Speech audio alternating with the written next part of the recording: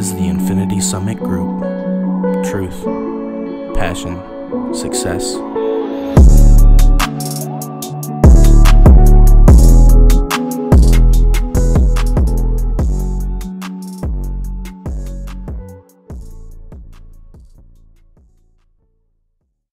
Hello, everybody, and welcome to another Infinity Summit Group podcast. Today is April 4th, 2022. So we'll have to apologize for not releasing a video. This, I guess by the time this one releases, it'll be last week. Yeah. So apologize for not releasing a video last week. We did a full recording and everything, had a guest on and all that jazz, and the video did not save at the end. So that got scrapped, and here we are doing it again, same guest. So we've got Noah Kelsch on today. We're going to be talking a little bit about his life because we didn't have him on. Originally, we didn't have him on to talk about himself at all. It was mostly just about life insurance. And so we're going to kind of go from the beginning and talk all about that, and then see where he's going, what his goals are, where he's been, experiences he's had, all that jazz. So without further ado, I'm Noah. Xavier. Logan. Jesse. And we got our special guest on today, Noah Kelsch. Thank you for having me. Yeah. Thanks for coming on. Thanks for coming on again. Yeah, absolutely. This feels like deja vu. Yeah. It's like we've been here before. Now we have guests, though. Yes. This time. Yeah. Yeah, we got Bess. Bess was missing last week because he had a birthday to go to. So, Yep. yes, sir. So first of all, tell us a little bit about yourself, like how you got started on your financial journey. Like, where did it all begin? Good question. So, And I apologize if any of this is repetitive for you. no, You know, no, it's great. for the listeners, it's a first time. For the listeners, it's the first time. So, really, it started probably back in 2000, 2001. 9/11? Or did that really No. affect anything? No, it was actually before that. Okay. So, in 2000, there was a little bit of a blip in the market, I guess, or Wasn't that the .com yeah, crash or something? Yeah, the .com Okay. crash. Well, we had just built this home and or just built our home. Was driving some nice cars and everything like that. And What kind of cars were you driving for the listeners? okay, I'm curious because I don't remember. I think there was a Suburban involved. But yeah, I don't remember. yeah, we had a nice Suburban with a good size engine. What year was the Suburban? It was a 99, if I remember correctly. So it was like a brand new Brand new Suburban. car, yeah. Yeah. Wait, this wasn't the red Suburban that No. No. I was gonna say. I swear we bought that. What color was I it? remember it, but Pewter. what The is hell that? is pewter? It's like Is that like a brownish silver? kind of like a kind of tan, Okay. silvery tan, I guess. Yeah. I think. I don't know, but it seems like it was that color. It was decked out. You know, it had leather, had all the Oh, whistles and shit. bells. Mm-hmm. Had a 454 engine. So like your old truck had Yeah. had a 327. Yeah.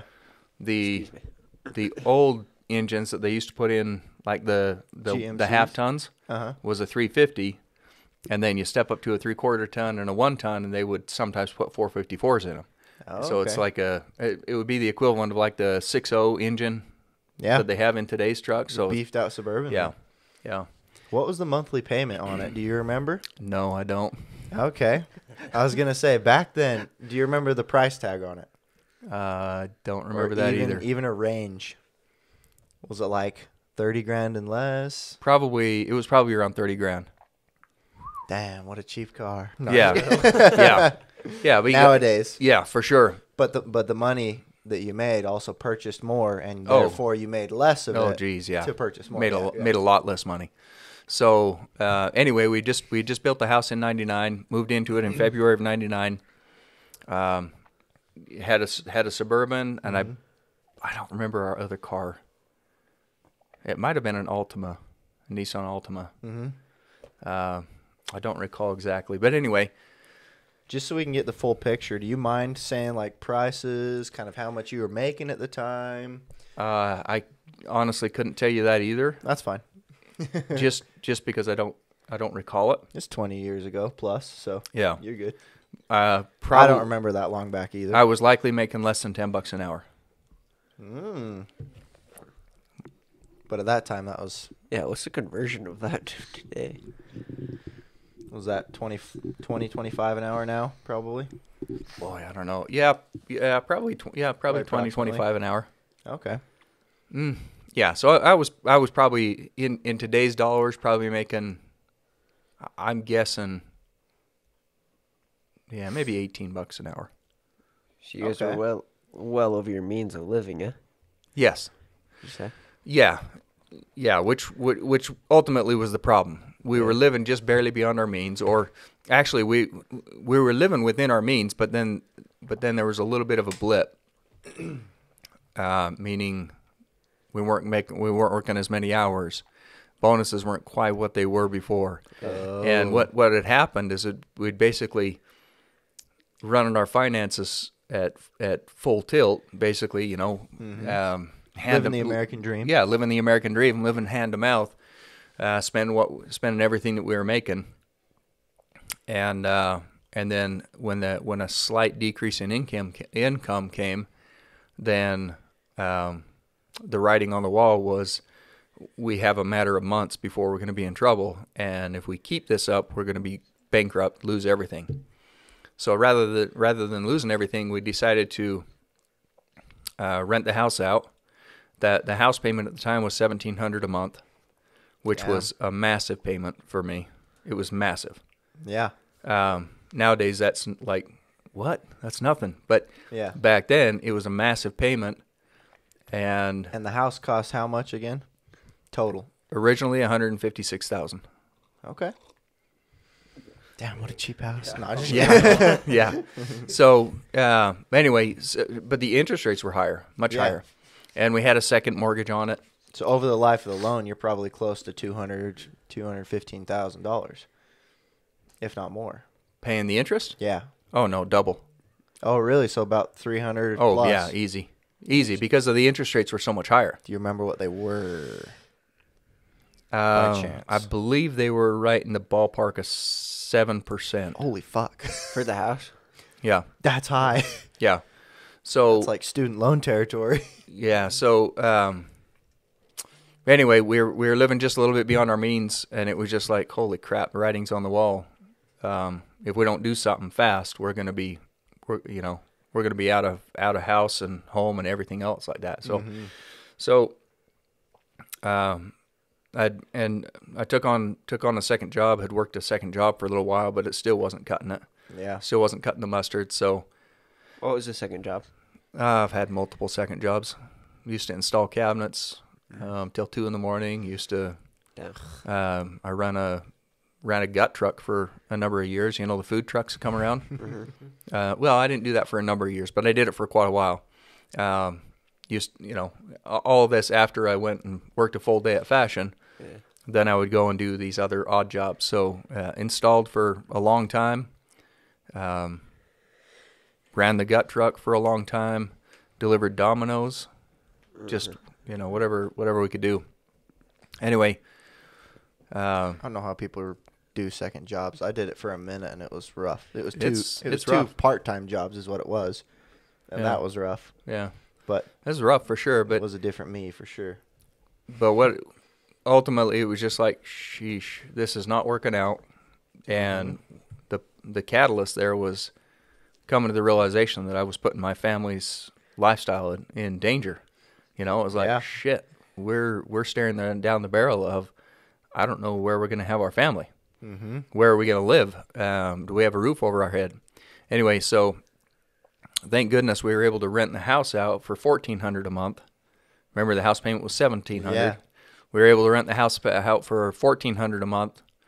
Sold the Suburban, sold the Altima, bought the white van, the Goat, Oh, yeah. that Chevy Astro. Oh yeah, it's all-wheel drive. That thing would go anywhere.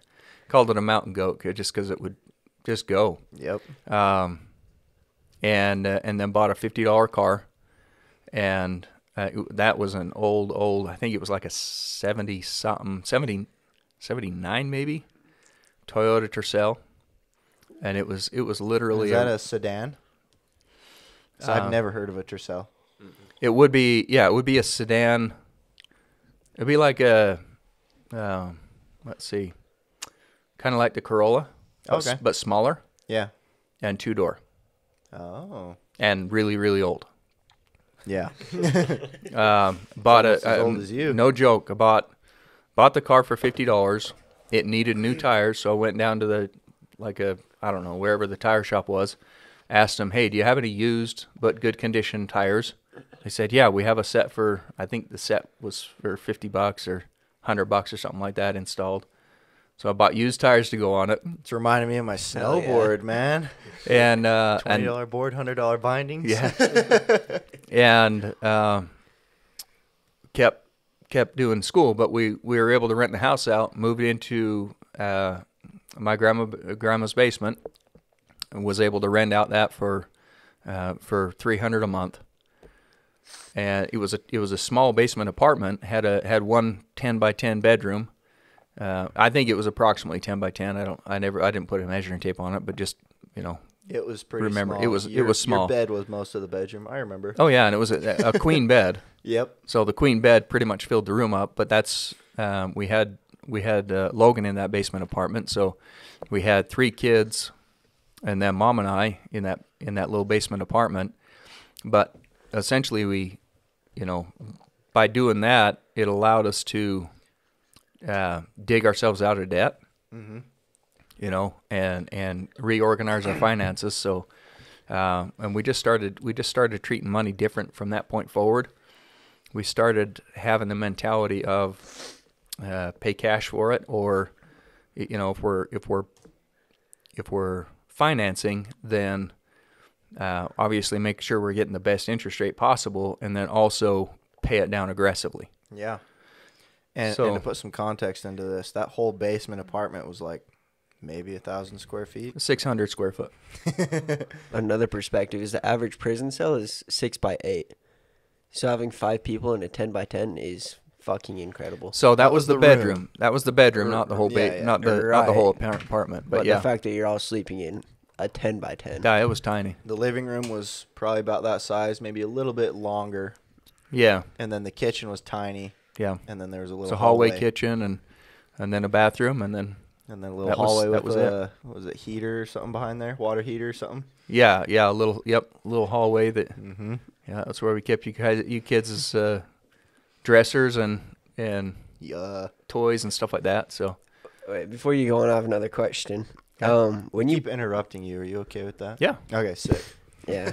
When you bought this house and you had to move out for the time being, did you ever get like buyer's guilt, I think is what they call it? buyer's remorse. Mm-hmm. Yes. Where you're like, man, fuck that. I want to sell Shouldn't it and have get done that. rid of it.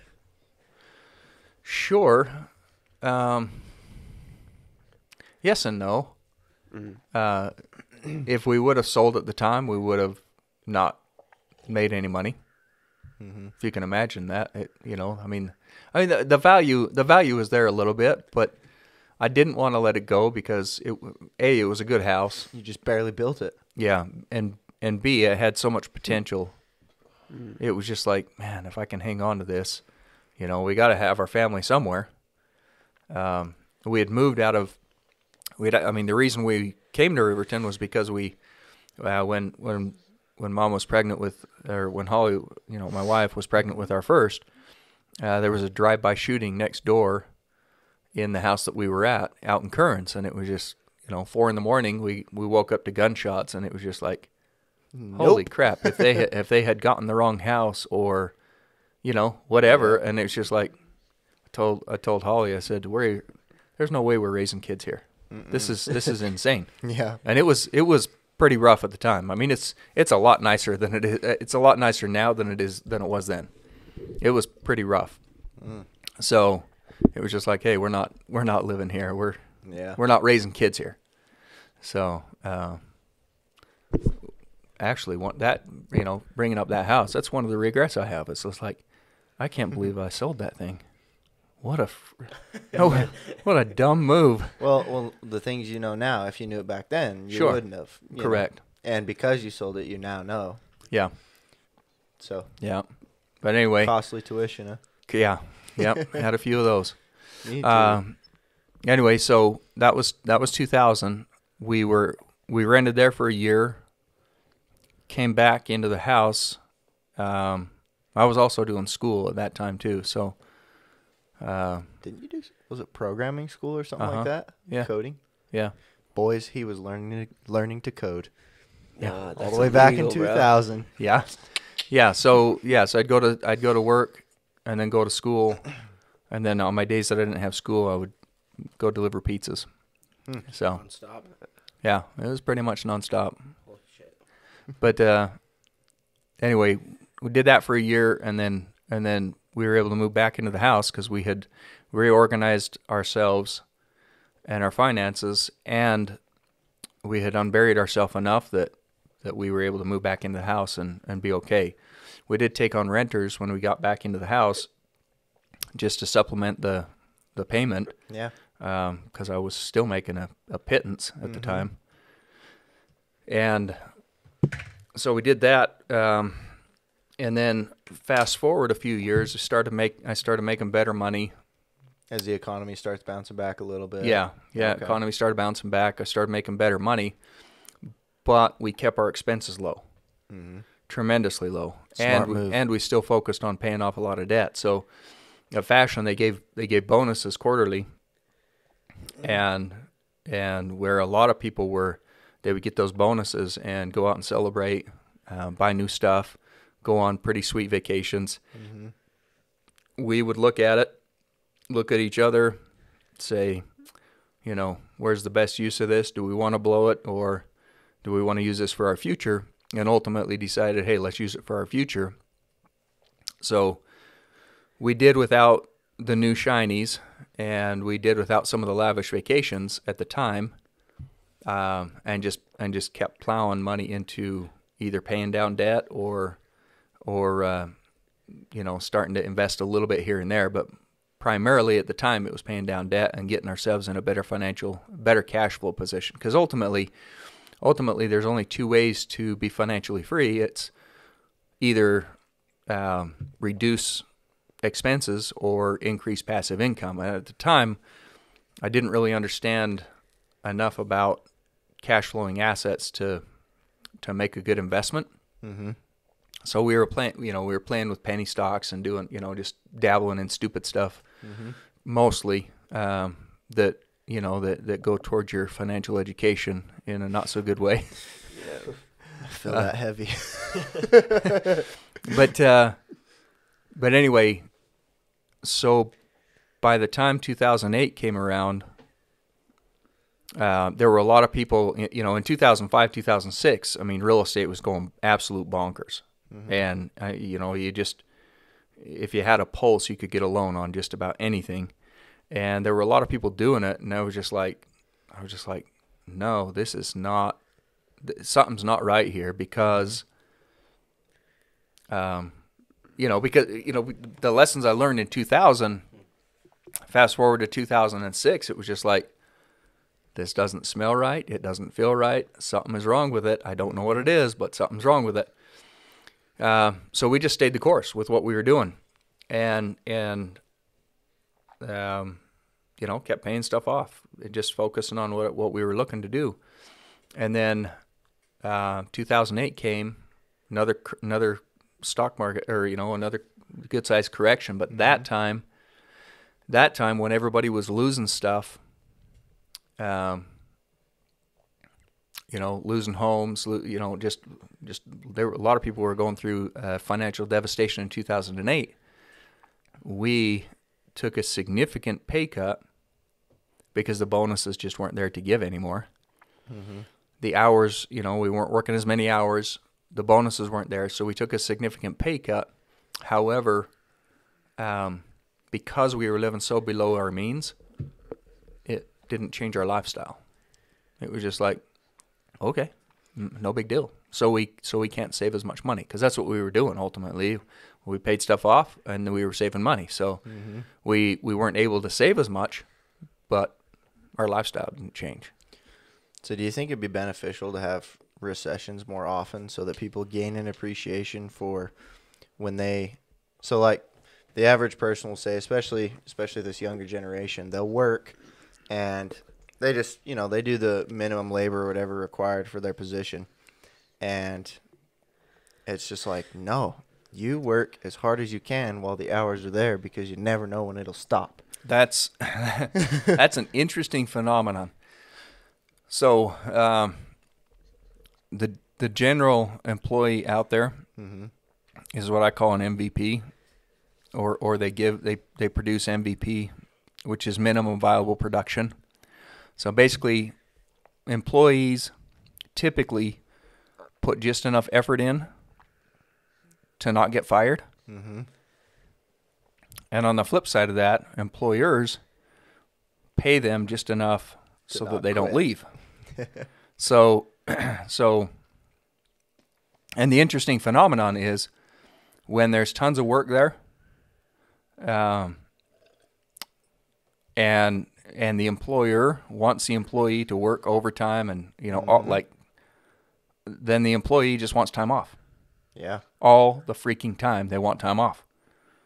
And when the coin flips and a recession hits or something like that, and then you're only working 3 days a week, bonuses are down and everything like that, then the employee says, oh, please let me work more hours, more. And it's like, they're not here. Yep. I can't have you do anything else because the work isn't here to do. Mm-hmm. And it's like, my suggestion is, whatever you do, wherever you work, give it 100%, because at the end of the day, when that shift happens, and it will, it's not a matter of if, it's a matter of when that shift happens, the employers remember very well who was there for them when the work was there and needed to be done. Mm-hmm. They remember who showed up. Yeah. And they also remember who didn't show up.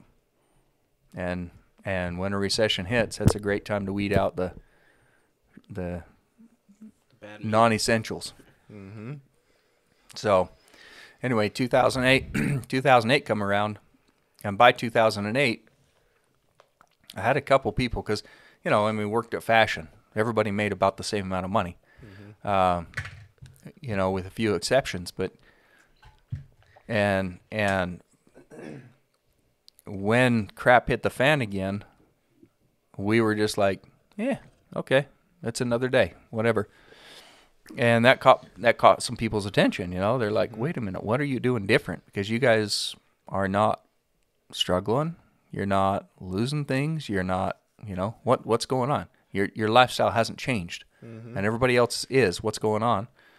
And just be like, hey, this is what we're doing. And they're like, well, would you show us what you're doing? I love that. So that we can do finances different. So I was like, yeah, sure.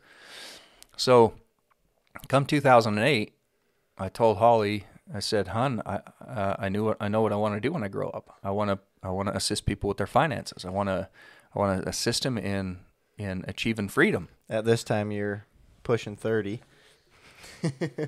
Yeah, would I have been? Yeah, I Yeah. guess so. Yeah.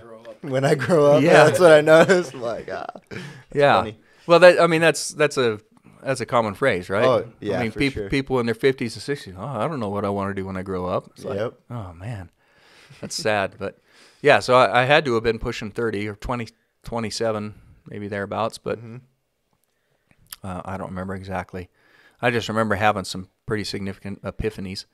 And I said, I want to be in the financial industry. I want to help people with their finances. And in 2008, so our income dropped significantly, and the 401k, our 401k that we had been putting into, dropped by 40%. Yeah, that hurts. And oh yeah, and so it was just like, holy shit! It was another one of those lessons learned. But it was like, wait a minute, that system. So we've been putting into that for years. And no fault of my own, we just lost 40% of it. And then it was just like, holy shit. So I can't really affect the growth of it other than putting money into it. And I can't prevent the losses because with a 401k, I'm literally locking money away from myself until I'm 60 years old, or 59 and a half technically. So I was like, wait a minute, I'm not comfortable with that. I'm not okay with that plan. That plan doesn't work for me. So I went hunting for a financial vehicle that would work for me, that I could confidently put money into, because we were at the time we were mostly out of debt. You know, we might have had a house. We had a house payment still at that time, but other than that, we were out of debt. So then we had turned our focus, and we had been out of debt except for the house for a few years. You know, by that time, so it was like I'd already turned my focus on to investing and how do we grow this money? How do we make our money make money?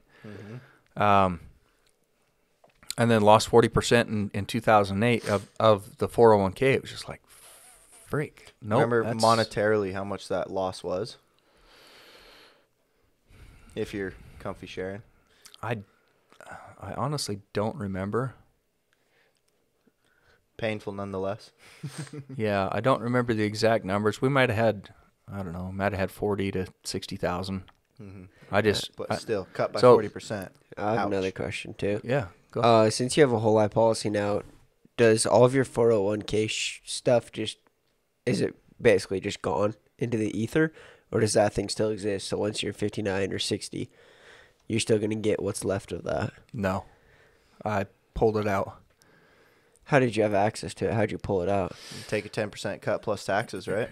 Yeah. So, Okay. when I left when you leave an employer with a 401k, you have the option to roll the 401k into your new 401k if your new employer offers it, or you can roll it to an IRA and take control of it.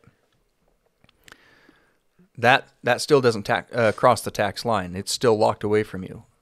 So when you actually take possession of it, or pull those funds out of an IRA or a 401k, that's when you're going to get taxed on it. Right.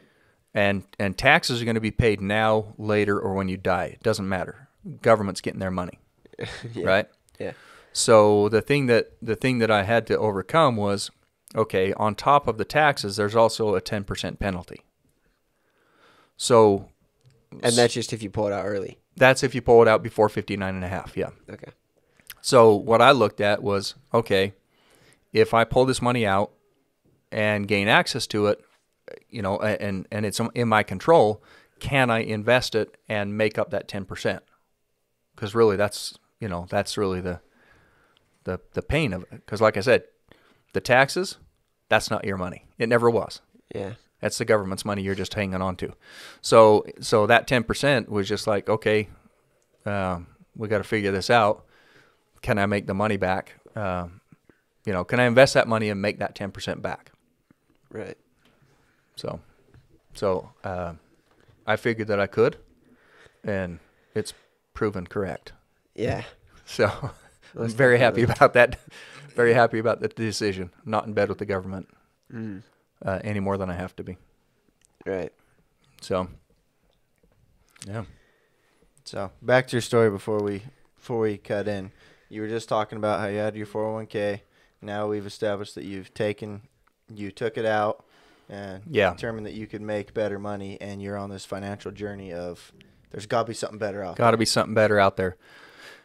So I went and talked to a number of different investment groups and financial advisors, and they all kept telling me the exact same thing, which is plow money in the stock market, put money in your 401ks and IRAs. Oh, by the way, let us manage it.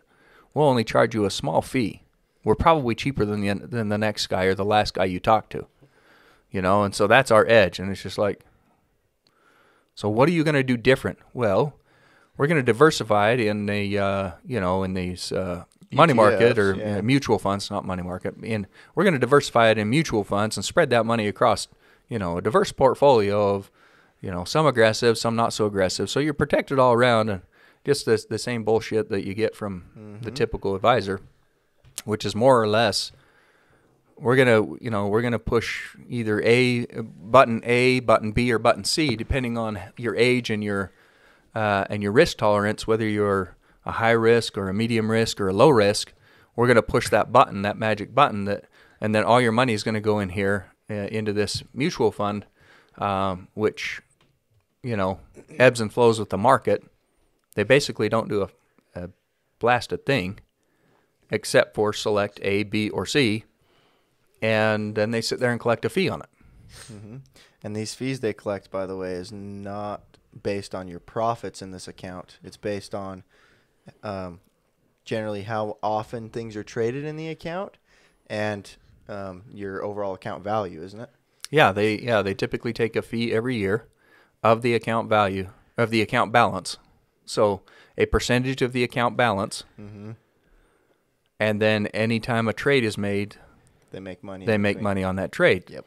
So to me, that's a conflict of interest. In my opinion, that's a conflict of interest. Oh, yeah. They're not incentivized to make you win. Mm-hmm. They're not incentivized when you win.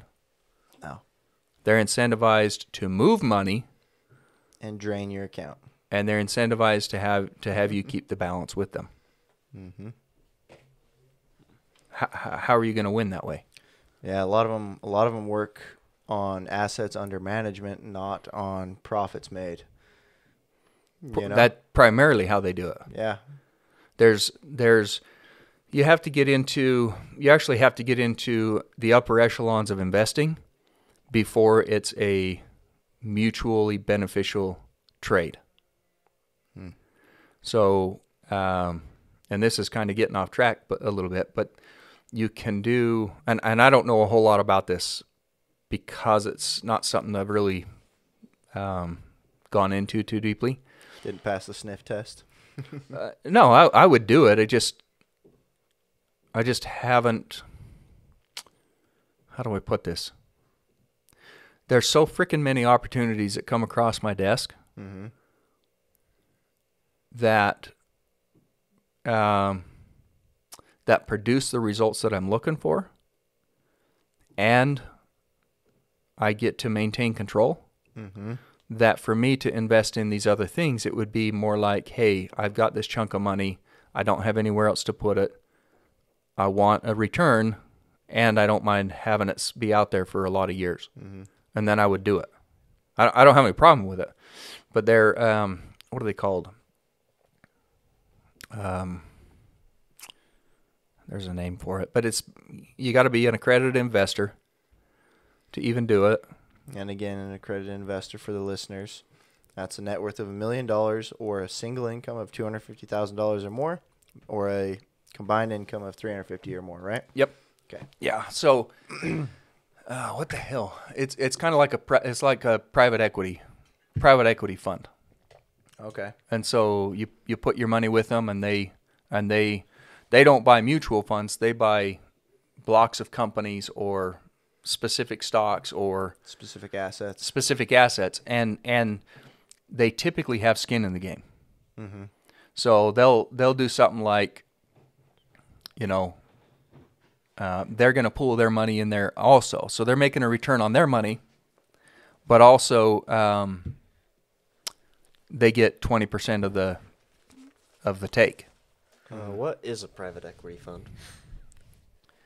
And again, Jess, I don't Don't know a lot about it, but it's essentially what I do know about it, or from what I understand of it, it's basically a lot of big money being managed by like a private firm. Okay. Like I said, you got to be accredited investor, so it's not for your run of the mill, just anybody out walking off the street. Yeah. That they only get mutual funds because that's protecting them from significant losses, Okay. Allegedly. allegedly. But if you're being protected from significant losses, what else are you being protected from? Significant gains. Bingo. So these private equity, you can put money with this private equity. Maybe you do $100,000 into this private equity, and we're talking like millions, Yeah. potentially billions of dollars. And they might be managing, I don't know, maybe they might have 10 to 100 clients but they're all wells in the I mean, they're all big boys. Multi-million dollars. Multi- Big yeah. kids club. It's a big kids club. So they pool their money, and then these private equity firms, they say, hey, we're gonna make investments on your behalf, but our fee is 20% of the take. Okay. So And the take meaning profits. yeah, Okay. yeah, 20% of the profits. Well, see, to me that makes more sense. It's like Way better it's like, way to do it. so you're being compensated for investing my money, Yeah. but you're only being compensated when I win. Yeah. Okay. That makes sense. Yep. So that's how these private equity firms do it. Okay. Okay, and they, like I said, they might invest in stocks. They might invest in like actual businesses. So they'll go in and buy, buy up a percentage of the company. Maybe even a voting share of the company. Be like what Elon Musk just did, but with a group of people. Yeah, Okay. yeah, Yeah, did you hear he just bought a controlling stake of Twitter? yeah. I love it. I hope he changes it. Oh, so bad. He hasn't done anything yet, but I hope he Yeah. does. That was the rumor, was that Elon Musk was going to purchase Twitter and just change it. He owns more entirely. than he owns more than dipshit Dorsey. He owns the most shares, 9.2%. It was just under $3 billion worth. Well, that's what he bought. That's what he just bought. Right. What we don't know is what he already owned. That's a good point. But whatever the case, he now owns more of Twitter than Jack Dorsey. Yeah, but he stepped down a while ago. He basically got kicked out. Yeah. Yeah. Moral of the story: he was the Their CEO company's of still Twitter. being run like shit, so For now. yeah. So anyway, so that's what the private equity firms do, and Okay. they have a way different business model than typical financial planners. And Which is crazy. Right. You'd think the business model would be, we make profits, we get a percentage of the cut. You'd End think of that story. would be the standard. Yeah. It seems like the best way to do it. It does. The government gets involved, and to protect the little guy, they change the rules up so that, to protect the little guy. But in reality, Doesn't protect shit. well, I Kind of with It the low does. risk. With low risk, yeah. it does. They are creating a low risk environment for him. But so my advice for that, my advice there is, don't relinquish control of your money. Why would you have somebody else invest your money unless you were doing something like a private equity? No financial advice. Huh? We're not giving any advice. Oh yeah, no, I mean, okay, yeah, it's not financial advice. Yeah, just a recommendation. Yeah, my thoughts. Can you- Is that better? Yeah. Thank you. But are you qualified to give financial advice though? Technically yes, but I'm not going to. All right, fair YouTube enough. doesn't know that. Yeah. I don't give financial advice. None of this can be taken as financial advice. My recommendation though is don't relinquish control of your money. Maintain control of your money, and because if you there's a saying in the financial industry is that Wall Street is the only place where people take the subway. Let's see. Hold on. No. How is it? That people who drive expensive cars give their money to people who drive the subway to invest. Yep. That's a problem. Mm-hmm. That's a serious problem. So, yeah, my personal philosophy is maintain control of your finances. Would you just say like learn it yourself? Basically, figure out these things on your own, so you don't have to kind of rely on other people to do it for you. Well, yeah, but most people the problem with that is most people won't take the interest and certainly won't spend the time to educate themselves. Especially when they get taught, you just give your money into a 401k or an IRA and hope and pray that it makes you millions. Retire a millionaire. Yeah, retire a millionaire.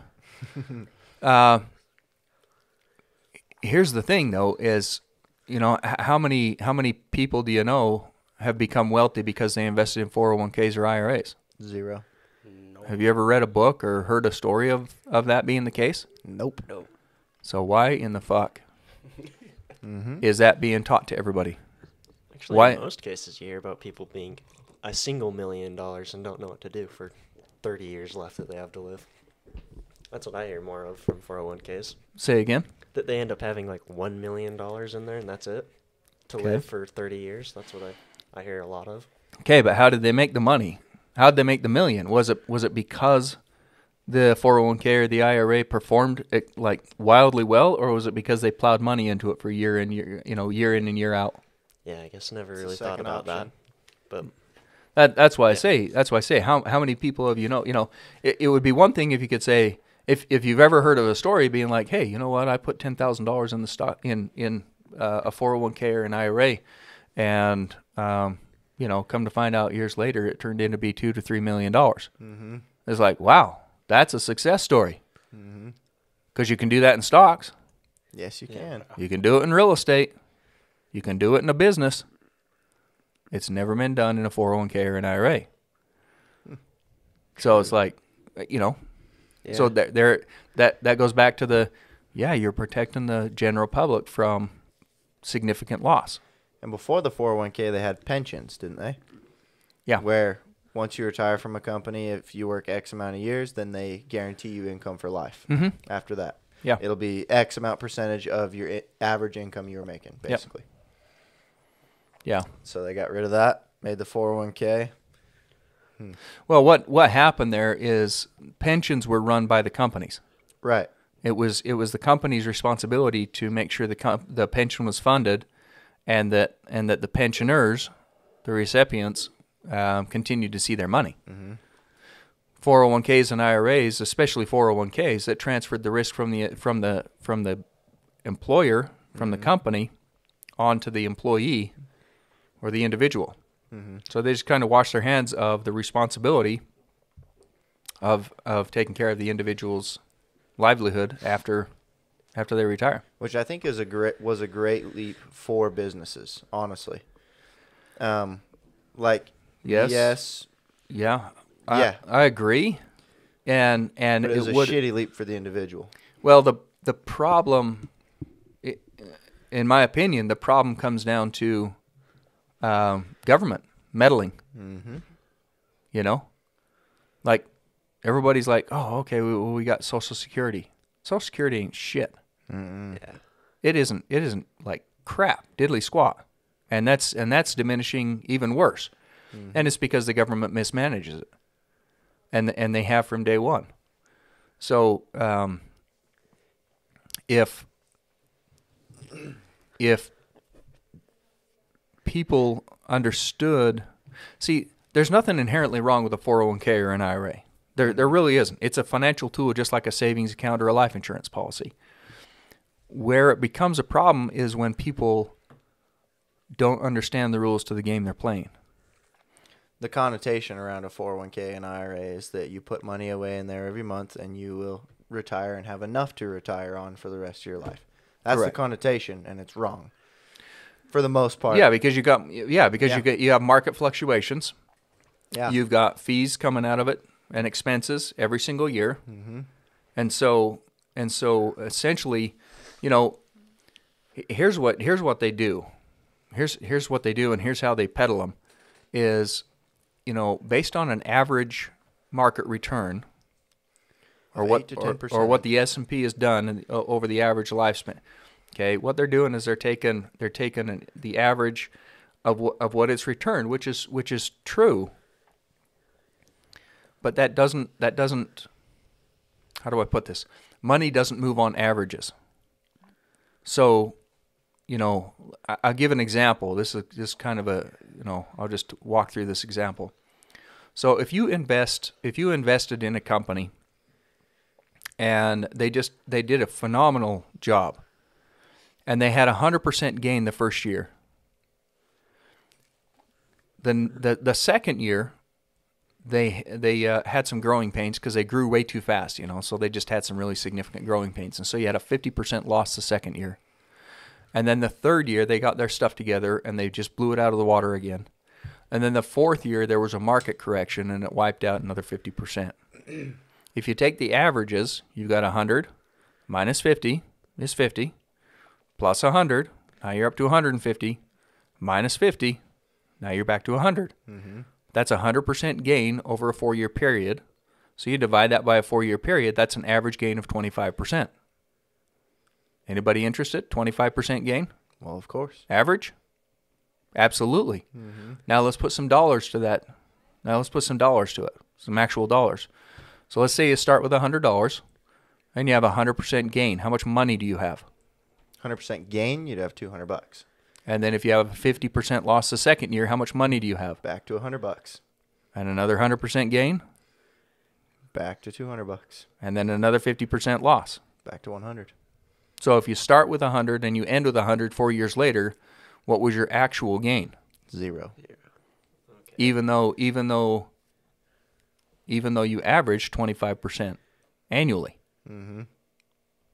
Huh. So if you're So- averaging 8% annually, Yeah, if you're 8 to averaging 12%. averaging 8% annually, that's not accounting for the market fluctuations. The actual, the times your money is actually in the market, going up and coming down with it. So people, because pure and simply because of that average versus actual conversation, people do not hit those numbers. No. They don't have 8 to 10% actual gains in the stock market. They just don't. And then on top of that, you figure, okay, so and I've got a calculator that I can plug in and I can see the actual versus average. So if we take an average 8% gain, what that works out to be is somewhere in the neighborhood of 5.5% actual. So then let's say you got another 1% of fees on top of that, which is very, very conservative. So now your gain is down to 4.5% because they take that money out every single year, that percentage. So you have now a 4.5% gain, and that 4.5% gain is going to be taxed. So what's your tax rate? Let's just hypothetically say it's another 0.25%. So wipe out another, if you're at 4.5 now, you wipe out another percentage because that's 0.25% gain, being conservative. So now you're down to about a 3.5% gain. if that. And how much risk are you taking to get 3.5%? All the risk because you're putting in money locked away until you're 59.5. So you're literally locking money away from yourself and probably experiencing somewhere in the ballpark of 3.5% gains after all is said and done. Yeah, yeah, exactly. For reals, it's just like, now if America was told the truth about that whole situation, how many people do you think would be excited about 3.5% and 100% risk? None. Very few. Very few. But they don't get told that lie. They say, hey, based on the average return of the stock market of 8%, move that over here, this is what you can expect to gain. It's a bullshit lie, in my opinion. It is a bold-faced bullshit lie. And America doesn't understand it, so there again.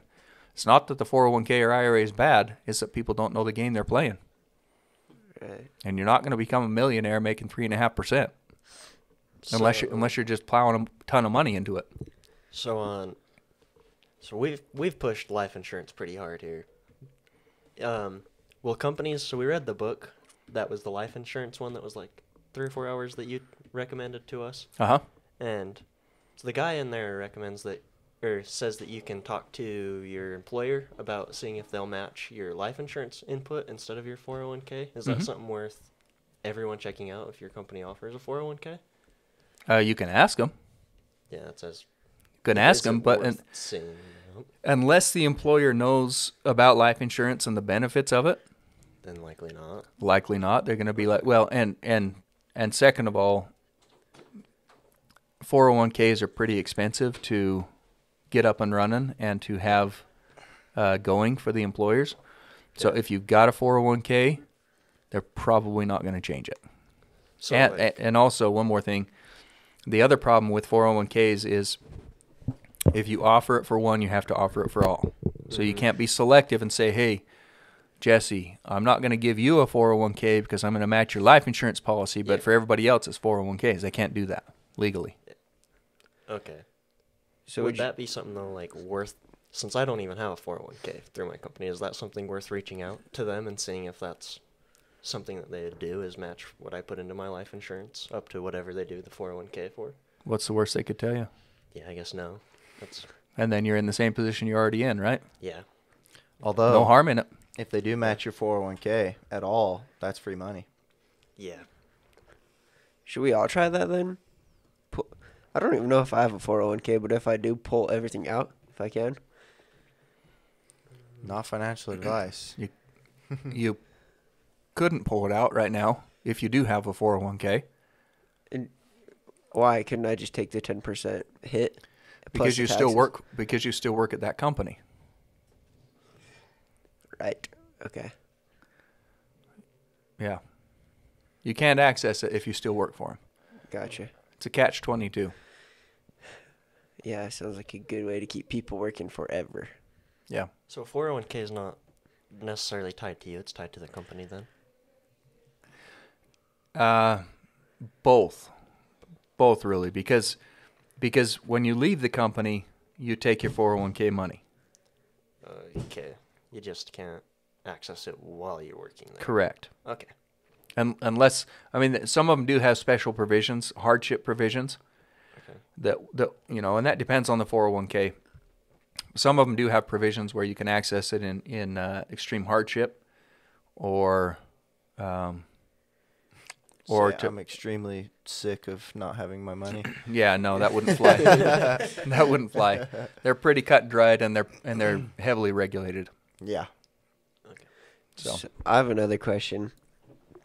I was talking to somebody about the stock market the other day, and they said it would be a smart choice to follow what Nancy Pelosi does because she gets like the insider look beforehand or whatever. And I said, well, I don't think that'd be very smart, because by the time it would actually reach us, like basically everyone already has their hands in on it. What do you think about that? I have something to say about this. Please. So there's certain websites and stuff you can go to and see who invested what where and how big the investment was. So for a while I was following that, and I was playing it paper trading wise, and I would follow these investments, and a lot of them, it was, I think probably around 70% of them saw a decent gain. Really? If you caught it soon enough. So it was within about a 5-day period. If you caught it before 5 days after they invested the money, then you could see a potentially good gain. But generally what happens is the good gain in the stock that is seen is because they invested that amount of money. Right. And then they hold on to it. Everyone else sees that they hold on to it.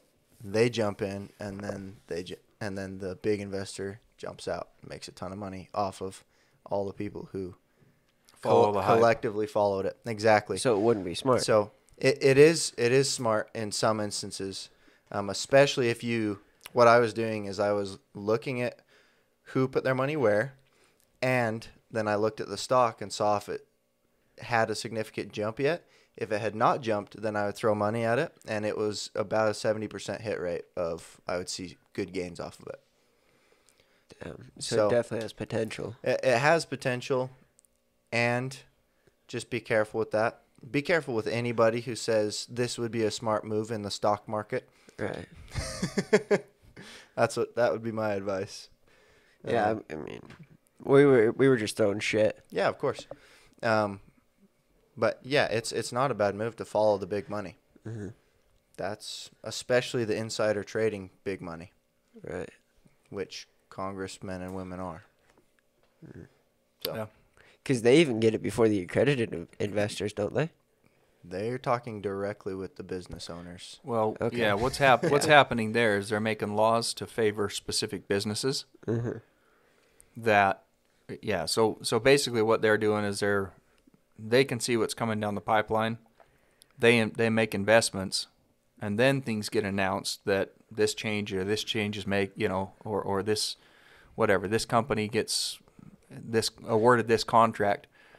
that's probably about the time you're going to see it anyway, which is the time that everybody else is seeing it. So if you were able to get an inside scoop onto their daily activity, you would probably do very well. I would be surprised if that information is readily available. Yeah, I doubt You it. can find it.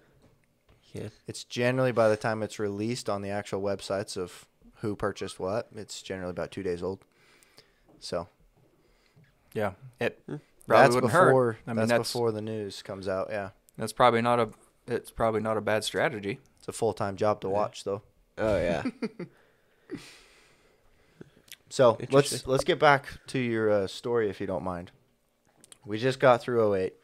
You just took out of your 401k. You're actively searching for more investments and places to put your money. People are coming to you seeing that you've done something different, and you've decided that you want a job in the financial realm.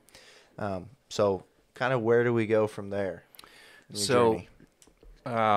So by happen chance, I was talking to my insurance agent, and there was somebody else there, and they were discussing using a life insurance policy as a long-term savings vehicle. Which is very foreign because life insurance, the way I knew life insurance at all was term. Yeah. It's like it's not savings. You just pay for Yeah. death benefit every month. Yeah, like the insurance black hole, like auto insurance and homeowners insurance Correct. is something you have out of necessity that you hope you never have to use. Do they have cash value home insurance and auto insurance? Not, I don't know that it would do anything for you, but they might have it out there. wouldn't make much sense though, would it? Doesn't seem like. Well, Do they have ones that are like a health savings account, but just for? Those yeah, are cool. they have some similar programs like that. It's kind of like a,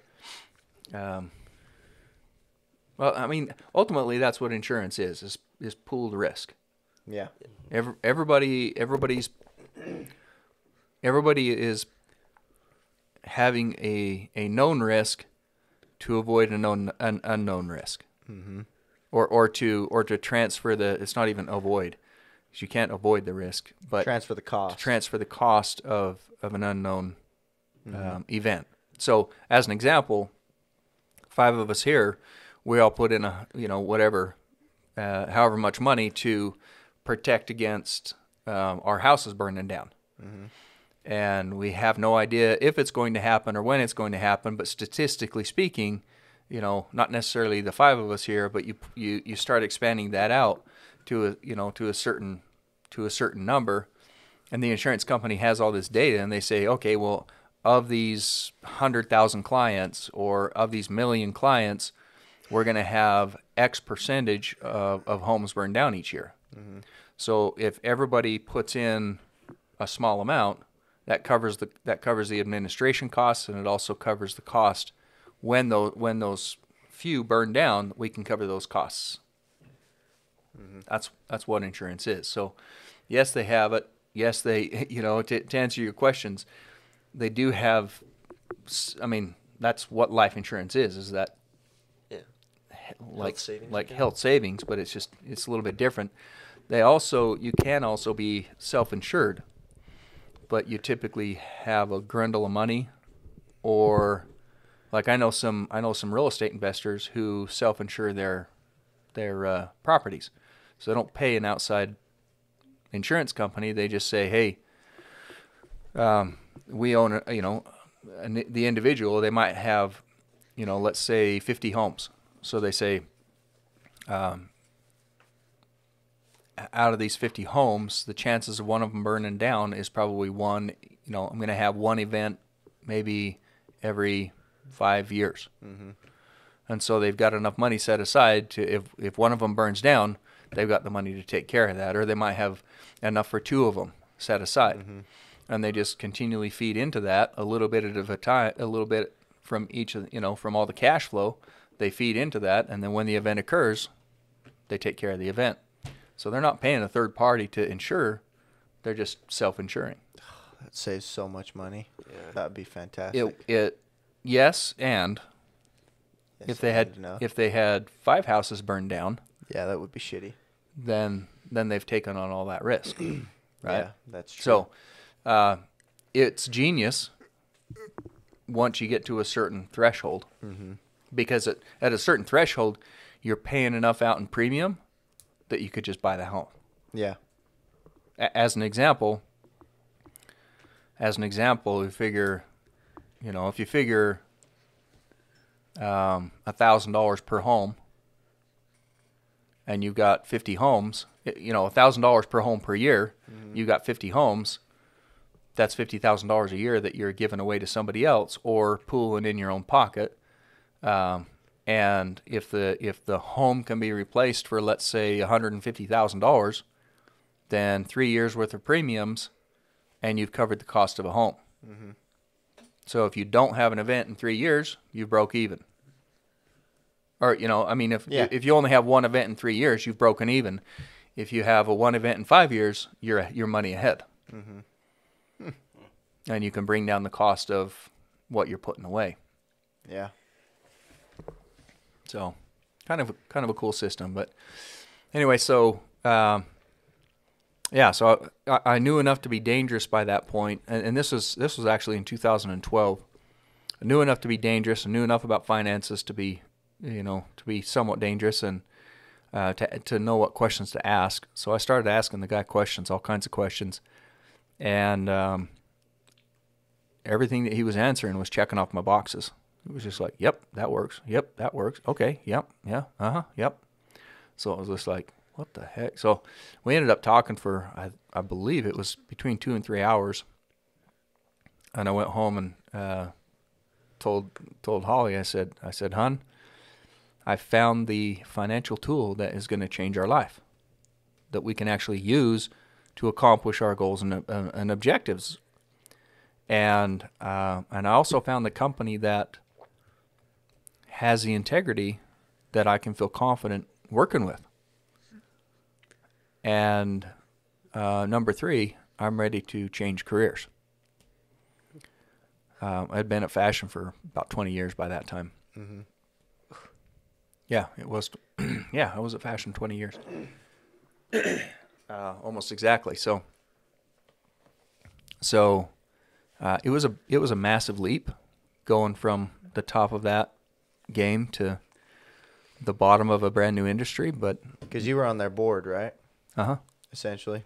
Yeah, I was managing a good portion of it and on the board. So my job was fairly secure, and the pay was decent. So, but it was just like it wasn't my dream. Yeah. Wasn't my dream job. I enjoyed it. I enjoyed all the people I worked with. I did not enjoy the amount of stress I was under, because my workload was way too much. But so I didn't enjoy the stress, but I really liked the people I worked with, and I actually thoroughly enjoyed what I did, but it still wasn't my dream job. Yeah. So made a career shift and got into life insurance. Once again, schooling at night. Yeah. Studying at night. Oh yeah, studying at night. So I would study. Yeah, I would study here. When I wasn't studying, I was actually going up to Paradigm Life, the Paradigm Life office, and I would sit and shadow appointments, listen to what they were saying, listen to how they presented, listen to the conversation, and then let's see here. So, and I knocked on their door, and I said, "Hey, look, this is," before I was able to shadow, of course. Yeah. I knocked on their door, and I said, "Hey, I want to come and be an agent." And they're like, "Okay, well, Excuse me. Yeah. What's your qualifications? Yeah. Why'd you go? I said, "Well, I'm, this is what I want to do. I've studied. I got all the licenses. All that's taken care of. When can I start?" And they said, "Well, we're in a bottleneck." First of all, they didn't have any space. Like the office at the time, they were just kind of working on top of each other. And like barely room for me to go and shadow people because they were so on top of each other. So they were moving to a new office in January or over the Christmas holiday. So they said, once we get over there, then let's talk. You know, so in the meantime, I just studied and kept shadowing and did everything I could there. Got over to the new place and I said, "Okay, I'm ready." And they said, we've got a bottleneck in what is it? Their Call center? Their call center. So they said, "Would you be willing to come and work in the call center for a little while?" And I said, I manage a fairly large company, and you want me to come and make calls for you? They're like, "Yeah, we're really bottlenecked here. It would really be doing us a favor." And I said, "Listen, I'm willing to do it at night." I said, I won't do it during the day. I've got to provide for a family. But I said, I'll come in here and I'll do it at night, with the understanding that this is a very, very temporary thing, and I'm going to be an agent. I'm going to be a wealth consultant, a wealth strategist. And they said, yeah, that's fine. So they said, maybe 3 or 4 months. And I said, okay, that's fine. So after about 2 months of doing that, I went back into to Patrick's office, and I said, "Hey, we're both clear on this, that this is, still happening. Still happening, right? Because this call center stuff isn't for me." No.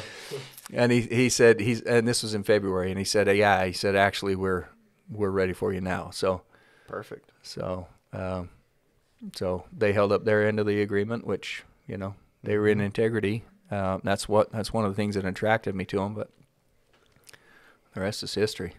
Just freaking love what I do. We don't even know that shit, so that's crazy. Yeah. I knew he worked in the call center for a little bit and studied and all that, but I didn't know the call center part. Yeah. You went all the way to the bottom. Yeah, and I'm no stranger to working 2 jobs, so it was like, whatever. But at that point, I was like I said, making good money and managing the place, and for me to go work for a pittance doing a call center, it's just like, it's not, this is not worth my time. Do you remember how much they were paying you in the call center to start? I honestly don't. I don't remember. It wasn't about the money. Yeah. It was just like, here. I'm doing you a favor to get to where I want to go. This certainly isn't for the money. Yeah. That's why I went back into them after 2 months, or I think it was about 2 months. Went back to him and I said, "Hey, because it's just like, if we're still not on the same page about where this is going, I'm gone. Yep. I'm out." And he's like, "No, actually, yes, it is still." And I told you, I think he told me 3 or 4 months, and it ended up being about 2. Okay. So that's pretty good. I actually think he told me 4 months, and within 3 months, so it was just after 2 months, I started, I think I took my first client March 13th, if I remember correctly, or somewhere thereabouts. Okay. So up until then, that's where you were, and now you're doing a lot of other stuff as well as working as a consultant. Is that correct? Yeah, just personally investing. Just personal investments. I don't, I don't do any professional investing or anything like that. But yeah, we started. So I've always been interested in real estate and what it can, I really like real estate. And so spent a lot of time educating myself between probably about 2008 on, like my eyes were opened up big time. Actually, my eyes were opened up significantly in 2000 because of what we had gone through. And then in 2008, again, I was more intrigued. And so really studied hard to figure out how, how we could invest in real estate and be profitable. There's so freaking many there's so much noise out there. It's hard to discern what's real and what's not. Haven't you heard? You just have that positive mindset and you'll be wealthy. Oh yeah. Uh-huh. Yeah. Yeah. It's all it's about. Just like, bring me the money. Yeah. Uh-huh. So we were working on setting enough money aside to be able to invest in real estate. We finally bid off our first deal in 2015. That was a house over in West Valley. I didn't know Blue Jay was your first deal. Uh-huh. I guess I did know that. That was the first cash flowing deal, yeah. Yeah. So, or the first piece of real estate, cash flowing real estate, yeah. So, and we picked that one up. It needed some work. Remember the cost on that? Yeah. We'll keep going numbers as long as you're that one was, comfortable. we picked that up for $150 and put another, so we had to have 30,000 down, so 20% down. So we came to the table with 30,000 down, and then we put another $16,000 in repairs. So all in all, we were out of pocket $46,000 in that. And that was like replacing all the appliances and the flooring and all this stuff, right? Not the flooring. Flooring was all tile, so that didn't need to be replaced. Oh, we did do the carpet, right? No, we didn't replace the carpet. No, not at the time.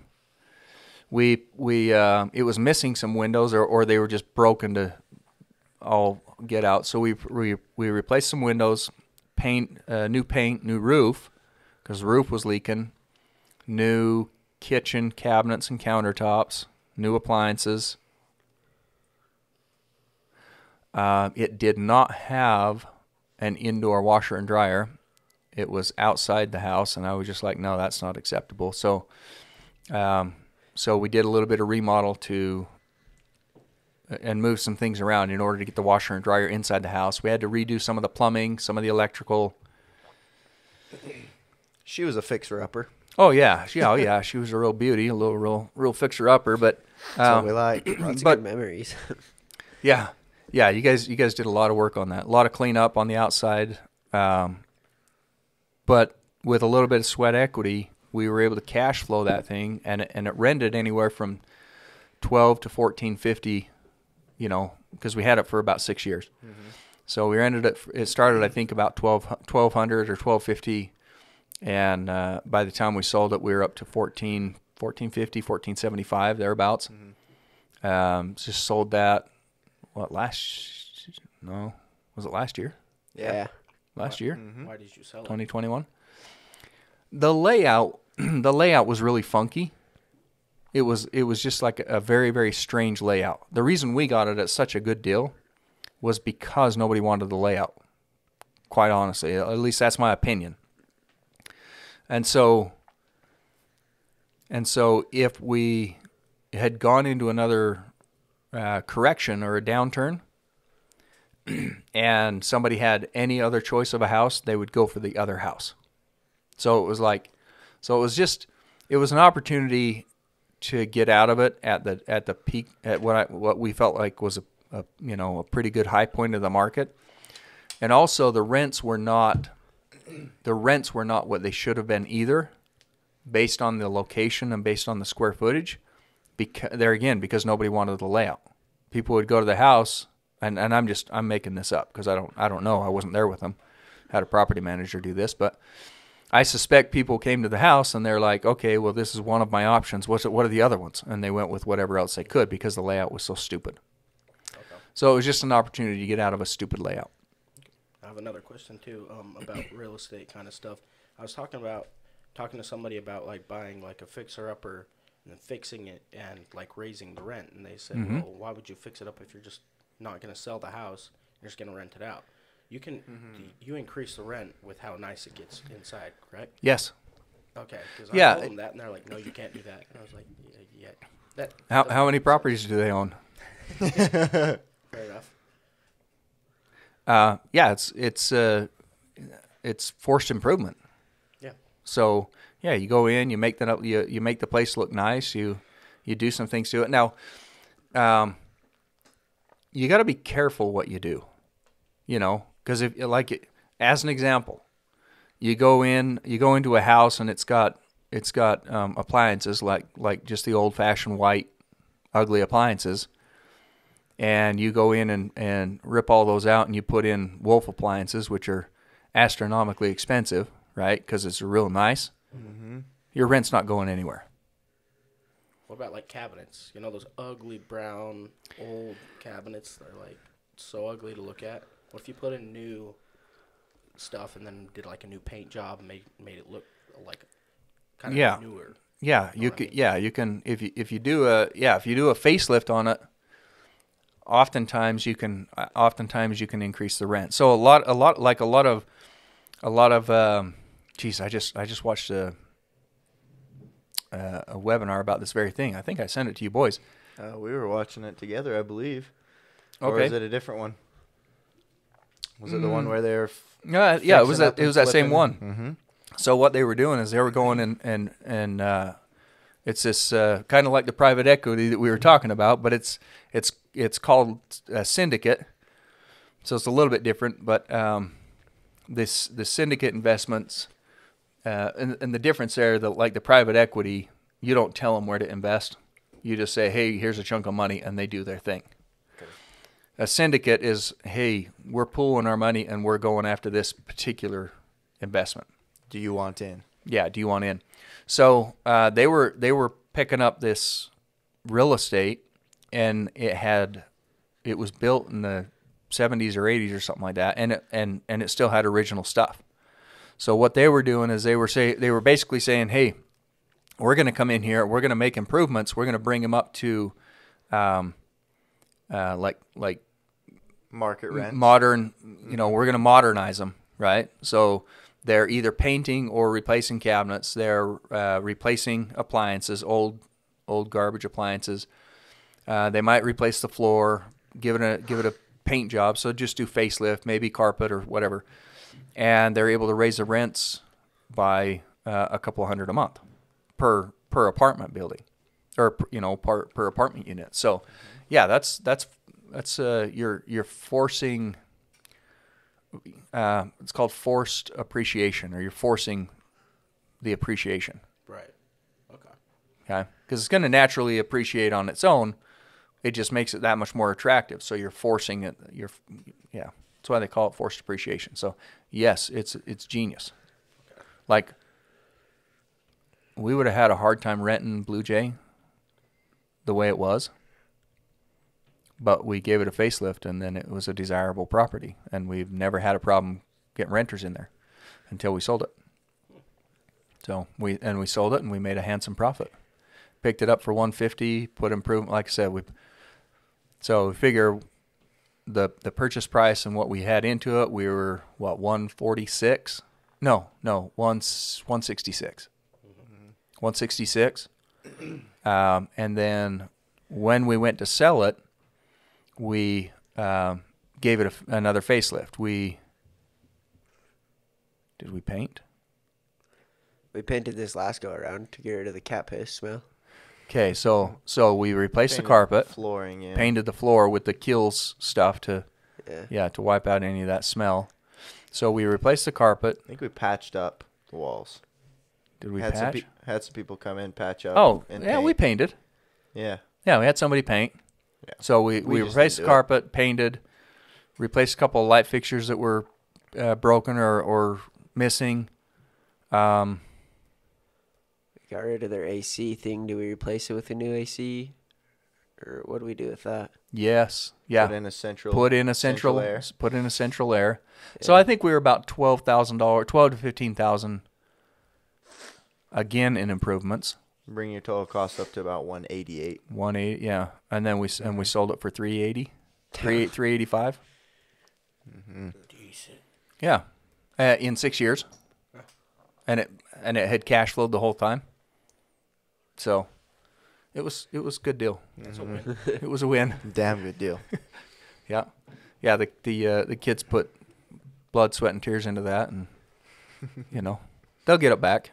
Mm-hmm. Oh, hell yeah. Sooner or later they'll get it back. Oh yeah. So, it was good for them, good for the experience, good for us. It benefited us, and they're going to end up they're going to end up with getting all the benefits in the end. Mm-hmm. So back to the present day, we brought you on to see what your 1 year, I guess what you've done in the last year. So what have you done? Within the last year, of course, just like with everybody, whoever had real estate, their gains were tremendous as far as appreciation. So we had that, and we had some decent gains that way. You didn't sell all your property, right? No, we just sold that one. Okay. Yeah, we still got it. We still got all the others.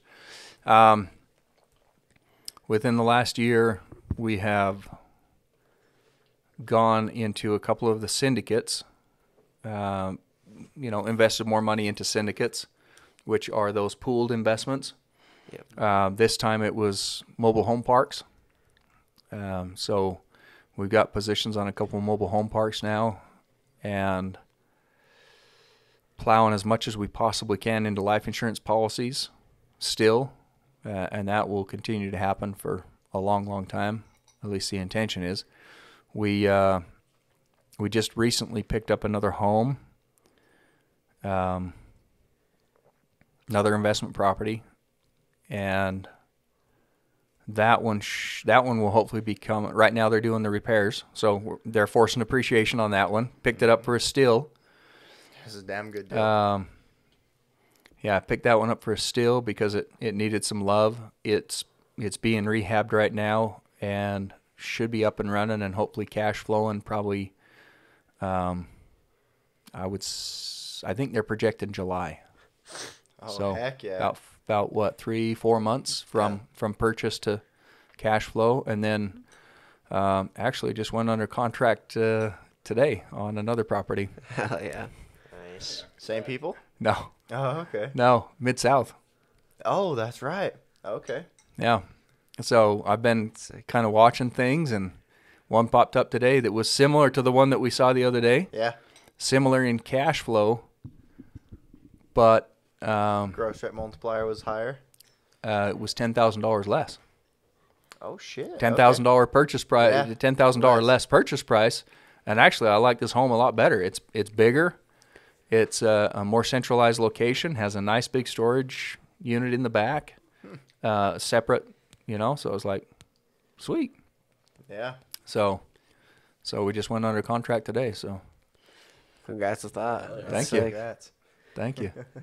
I hadn't told you guys about that because it just barely went under contract. But and also I thought what the heck, we'll be chatting about it on the podcast. Yeah. Perfect time to break it. So- You've also bought a truck and a trailer. Yes.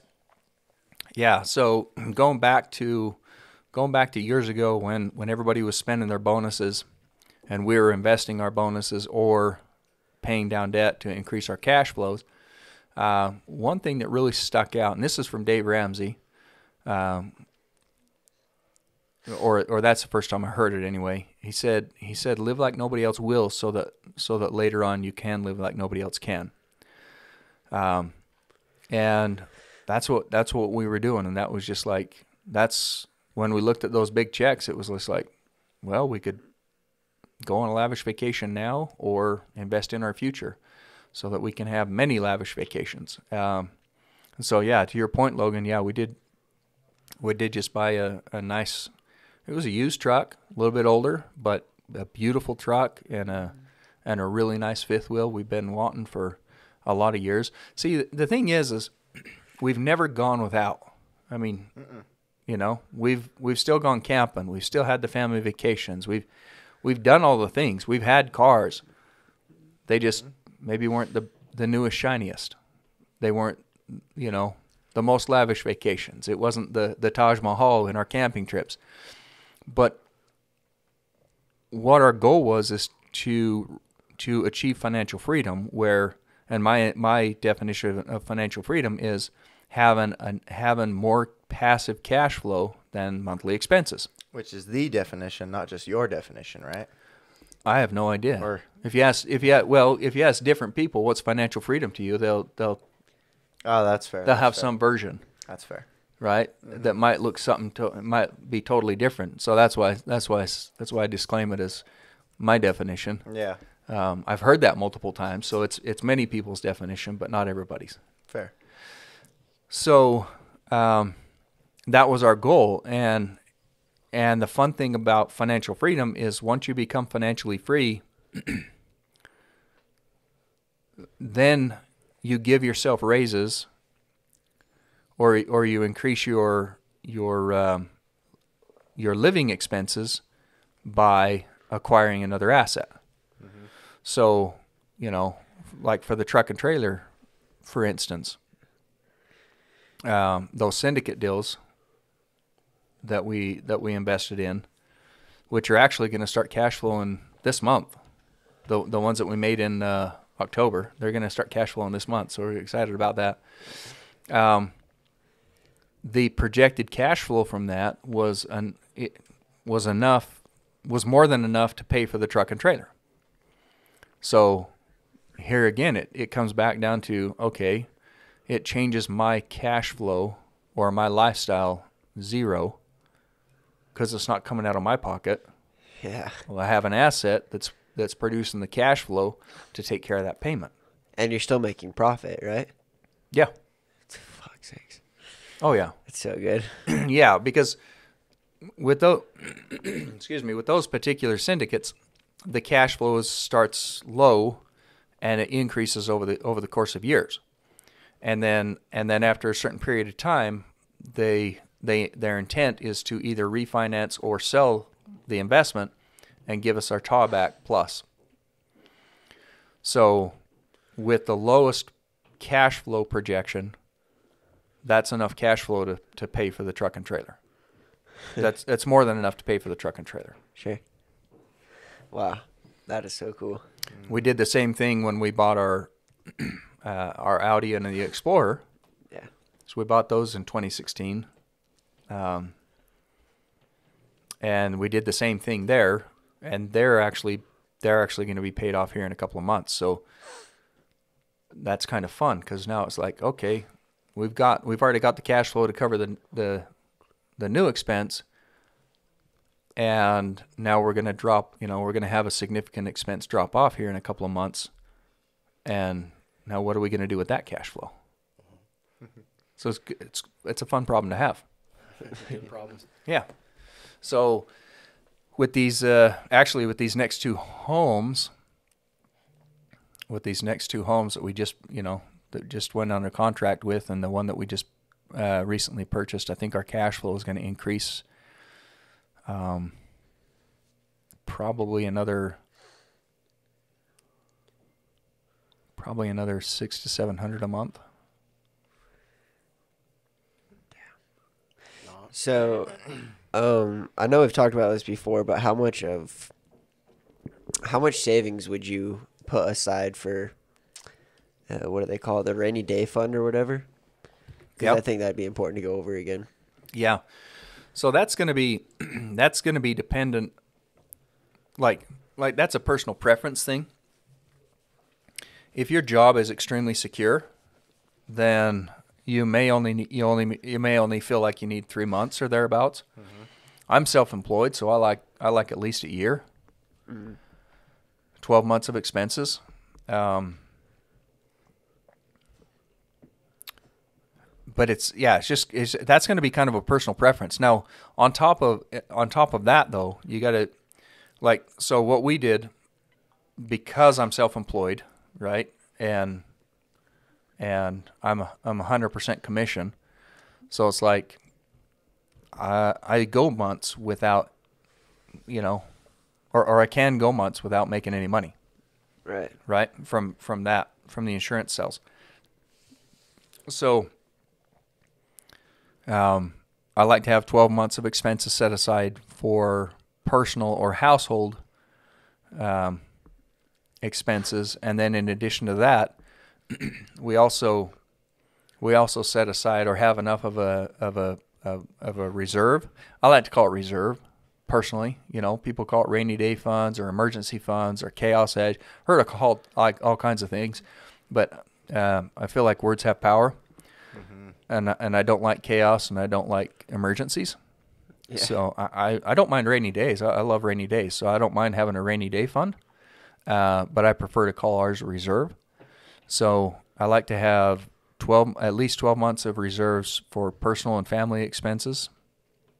And then in addition to that, I like to have adequate reserves for the rental properties as well, because, if we have tenants, if we have tenants out of the house or vacancies for a number of months, or if we have a roof blow off, or, a septic failure, which, these are things we've had.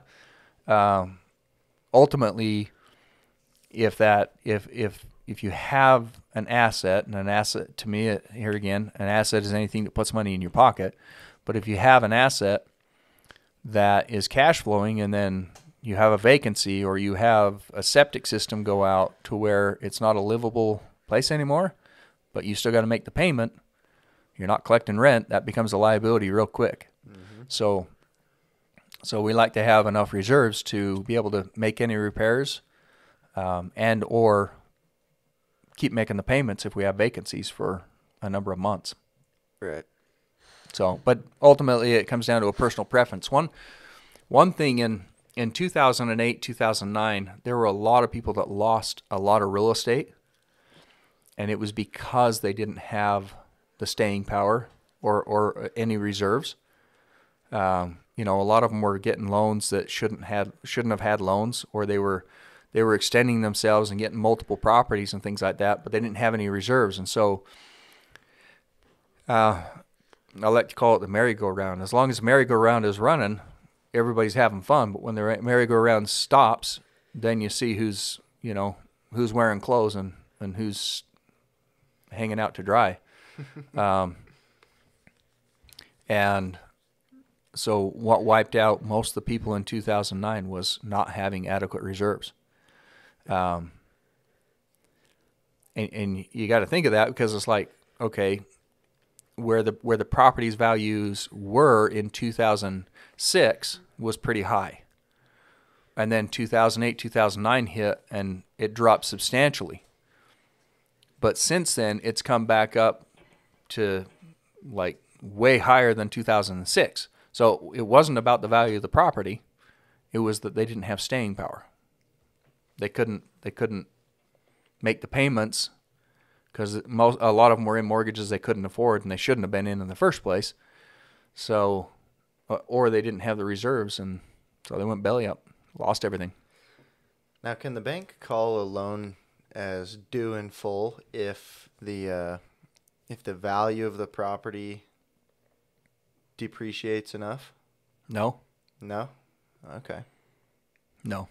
Because I've heard something like that, where they were basically, you get a property, suddenly market correction, you still have the same payment and everything, but the value of the house is so much lower that it can be called due. I guess not through a bank, though. Not that I'm aware of. Yeah. And why would the bank want to do that? They wouldn't want to. Yeah, because then they lose the cash flow. Yeah. Very potentially. A bank is not a mortgage company. They're not a real estate broker. Mm-hmm. They're a loan broker. Mm-hmm. And so the bank doesn't care too much about what you do with the property, as long as the cash flow keeps coming. Mm-hmm. That makes sense. There are things that the bank can call notes due 100% in full. One of the things is transferring ownership from an individual into an LLC. It's wise for protection purposes, mm-hmm.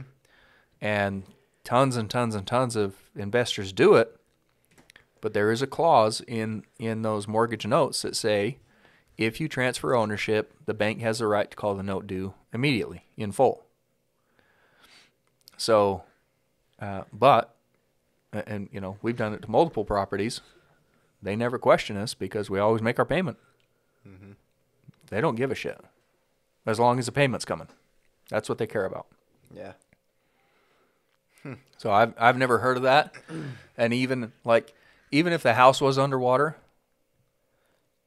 if an individual is still making a payment, that means the bank is in a better position, like leaving them in there and having them make the payment and sitting there cash flowing. In fact, the bank would be more likely to renegotiate the contract just to keep you in there, because otherwise they've got a liability on their books, which would be the house, and it's a depreciated asset at that point, and it would be underwater. Yeah. And so they're going to have to sell it at a loss somewhere else, just to get it off their books. The longer it sits on the market, the more potential there is for damage, which just makes it that much more worthless. So banks don't like to repo. Okay. They like to cash flow. Mm-hmm. Which is smart on their end. So, over the next year, because I imagine we'll have you on again in between now and next year. Uh-huh. But during this next year, what are some of the things you're doing financially and just in life, and goals you're trying to achieve, and just kind of what are your plans? What are your general plans? So, first and foremost, continue to plow as much as we possibly can into life insurance policies. Mm-hmm. That's just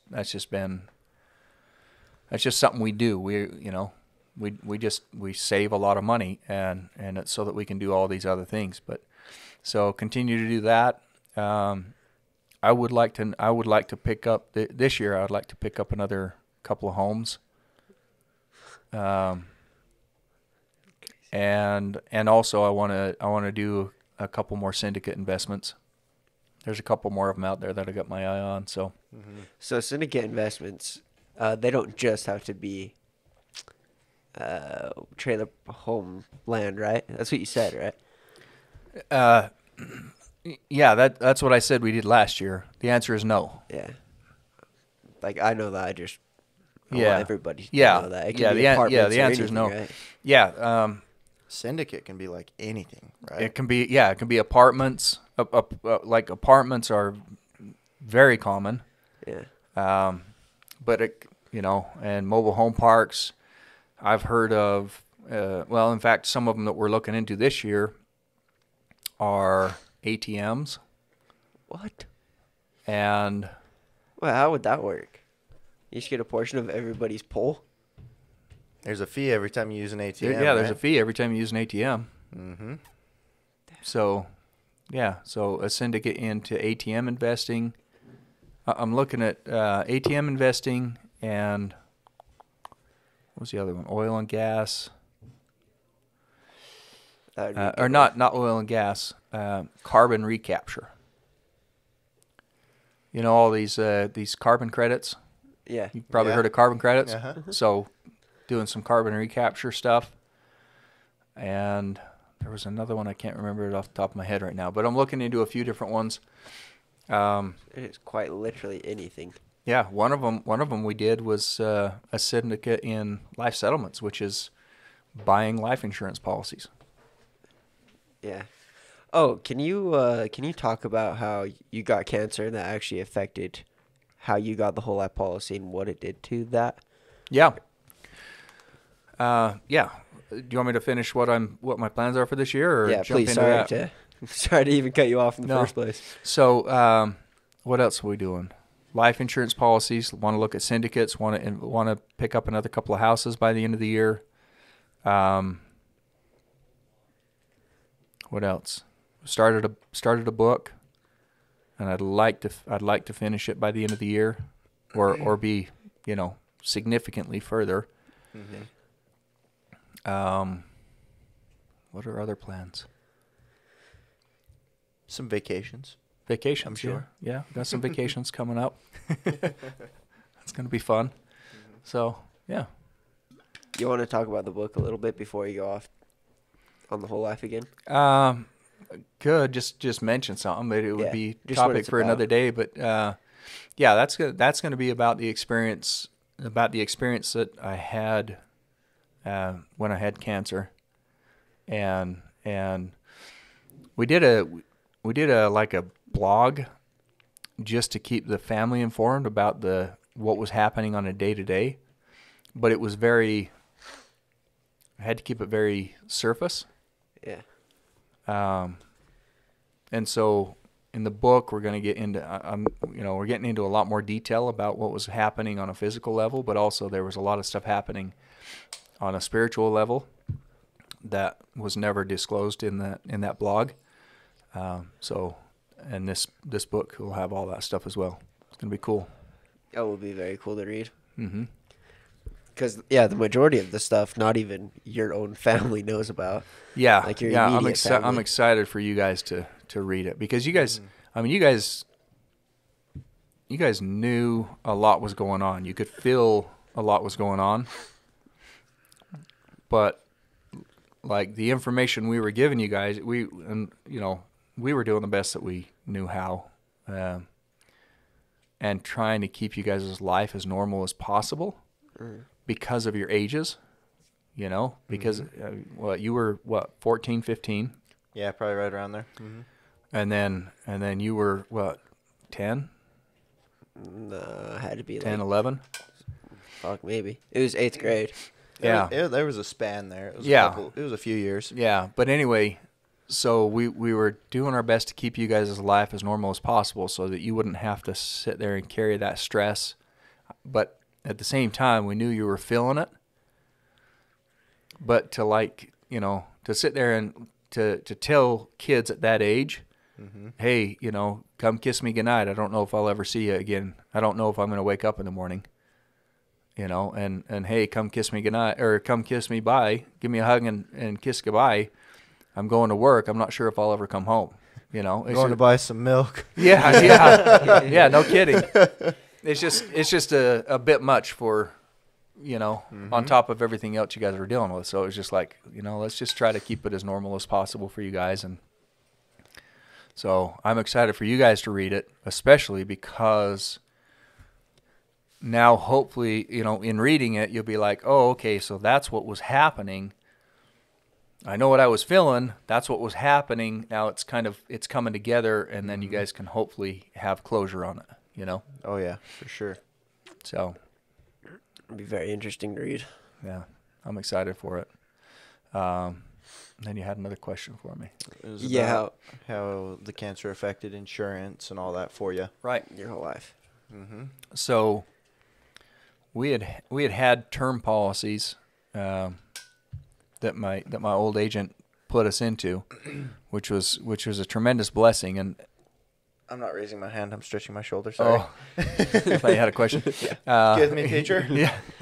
Well, no, your face looked like you were going to say something. Probably ouch. Yeah, probably. But anyway, so yeah, we were very blessed to have term policies, convertible term policies, that were in place in 2010. So it was before I was in the financial industry.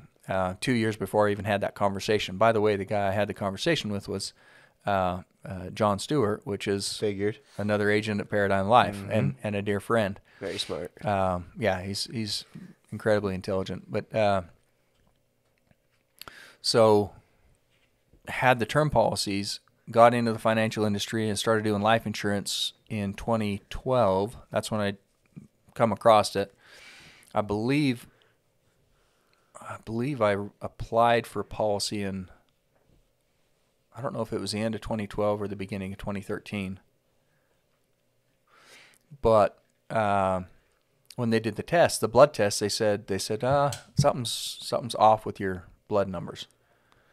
So we're not going to decline you, but it's a postponement until you can get this figured out. Well, that was before the shitstorm happened. So is that originally how you found out like something is off? No, in 2012,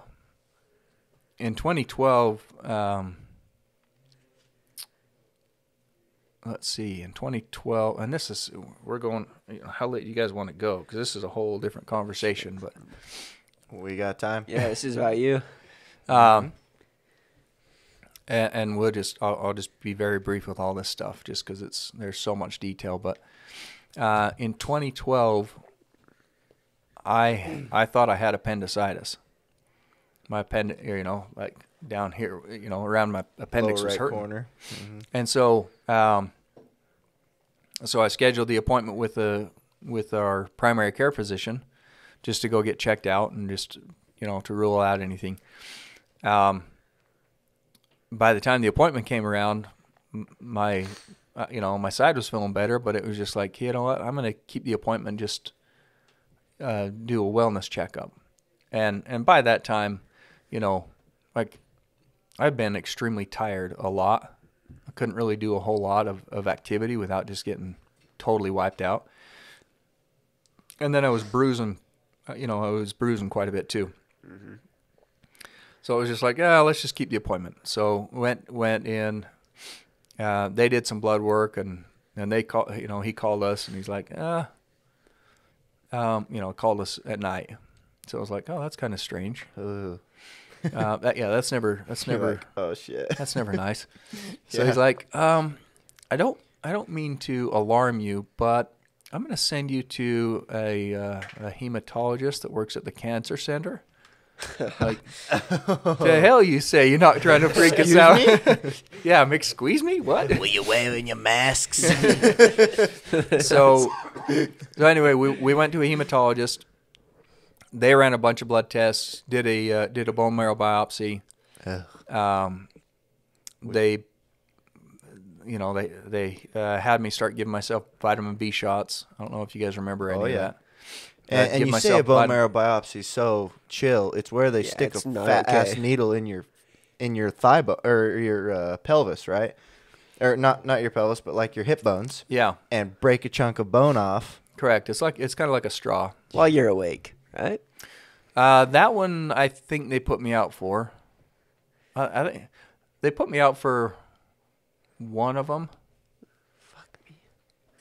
They put me out for one of them. I'm good. The first one, I think, and then the second one, I was heavily sedated. I wasn't out, but I was heavily sedated, and then after that, I just told them to do topical because I needed to go to work. Dear Lord. And I had to use my brain. So, I think I've had 6 or 7 of them. Yeah. They're the shits. Yeah. Your hips are just Swiss cheese. These hips don't lie. Yeah, but anyway, so after the first, they did the bone marrow biopsy, and basically he said, hey, it's kind of inconclusive. He's like, let's just watch it. It's, your numbers are off, but they're not off enough to be like extremely alarming, and certainly nothing conclusive. So let's just watch it and wait and see. That was in 2012. So I went back to work, and it was just like, okay, let's get back to life. So that was the first indication something was wrong, and then the insurance, and that was when was that? Jeez, when was that? That was What, the insurance? No. That visit to the doctor and the hematologist and the first bone marrow biopsy. That was in 2012. I think that was mid-year 2012. Okay. And so it was early 2013 that we applied for insurance, for additional insurance, and they said no, something's wrong, but didn't know what. And then it wasn't until August of 2013 that I landed back in the hospital for the first time. Again. Yeah. For the first time. Yep. First try. So, yeah. Mm-hmm. So how did it affect your policy? Oh, excuse me. Getting back to that. You're good. Good. Somebody's on track. It's crazy that it's Logan. He's usually the one that just throws it out of left field, rolls the dice. So they wouldn't offer me coverage. I couldn't get coverage. But thankfully I had that term policy with a good company. And it happened to be the company I applied for additional coverage with, and I said basically, hey, so you won't give me new coverage? No, we won't give you new coverage. okay, well, I have this term policy that I'd like to convert into whole life then. And they said, okay, no problem. And that one has a preferred rating on it. So highest possible rating. So now my whole life policy has the best rating possible because it just converted over, and that's what we've been funding into. At least, that's one of the policies that we have now. Very nice. So moral of the story is get it before you get sick. Get it before you get sick. Yeah, it'd probably astonish you how many calls I get from people who have just come out of the hospital with bad news, and they're like, "Oh, okay, I'd like to get a policy." Okay, how's your health? Well, I'm doing awesome, except for I just barely come out of the hospital and had such and such this diagnosis. Mm-hmm. Yeah, good luck with that. Yeah. You should have called me a couple months ago or a year ago or a couple years ago when you were good and healthy. And you knew about me. Yeah.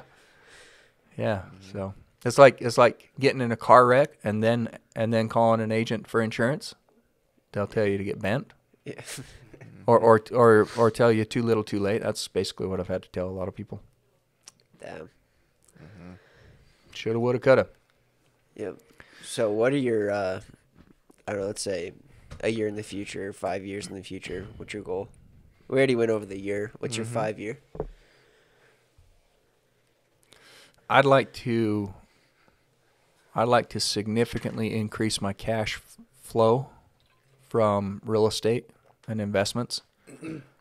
I want to get that to be significant enough that we can comfortably not spend all the money that we're making. Hell yeah. That way we can continue to invest, continue to grow our assets, continue to just keep building. And that's not just a 5-year plan. That's the foreseeable future plan. I definitely want to have the book completed and published well within 5 years. I'd like to have that done within, like I said, I'd like to be finishing the book up in about a year if possible. Right. And you're looking at buying a new house, right? Yeah, that's been on the table for a little while. It's just, I don't know, a new primary residence. Yeah. I'd love to, but we've had a real struggle finding the perfect home for what both Holly and I want in it. Well, Right. standards are so high now.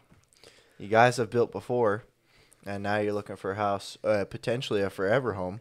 Mm-hmm. And so there's that pressure of like, okay, this better be perfect. Yeah. For both of us. Yeah. Yeah. So there's a lot that we want in a home, and I don't want to be house broke or which to me means just, so damn much money going to a house that we really don't have cash flow for much else. I'm not okay with that. Right. But hey, significantly increase your cash flow in the next couple of years, and you can afford a little bit nicer home. Correct. Yeah, the size of home would be able to continue to increase, or the price tag. But I also don't want a huge home. Yeah, you're gonna have all of us kids moving out within a couple of years, I'm sure. Yeah. I suspect I would expect within 5 years we'll only have Thomas here, if he's here.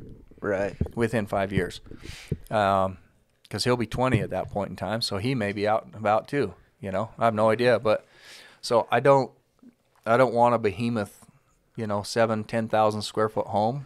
Yeah. When it's just two of us. It's just, to me, that doesn't make any sense. Yeah. So I'd like a modest, comfortable home that has the right lot and the right location. That'd be perfect.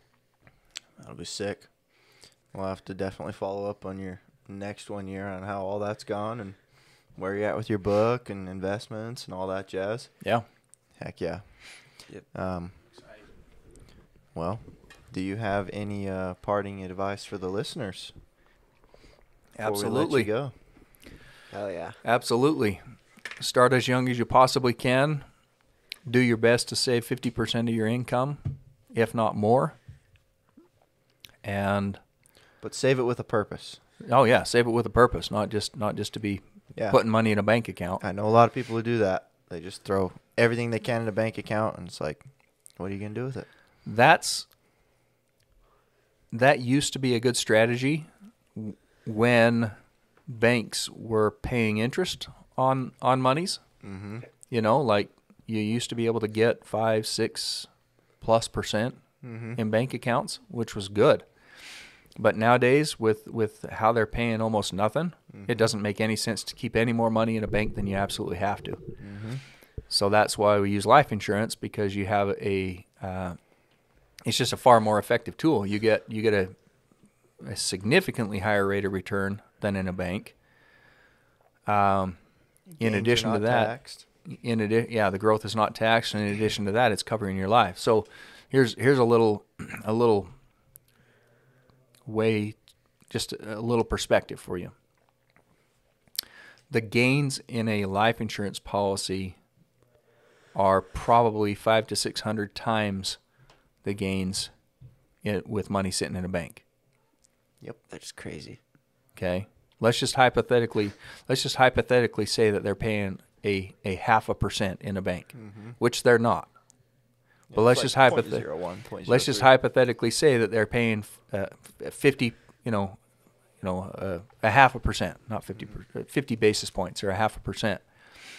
So if a life insurance is paying 1%, then that would be 100% more. Mm-hmm. On average, you're probably looking at about 4%. So how many times more? How many more times is that? About 400 times. At least. Mm-hmm. At least. So you're earning 400 to 500 times more than you would in a bank account, and that's not giving up access to it.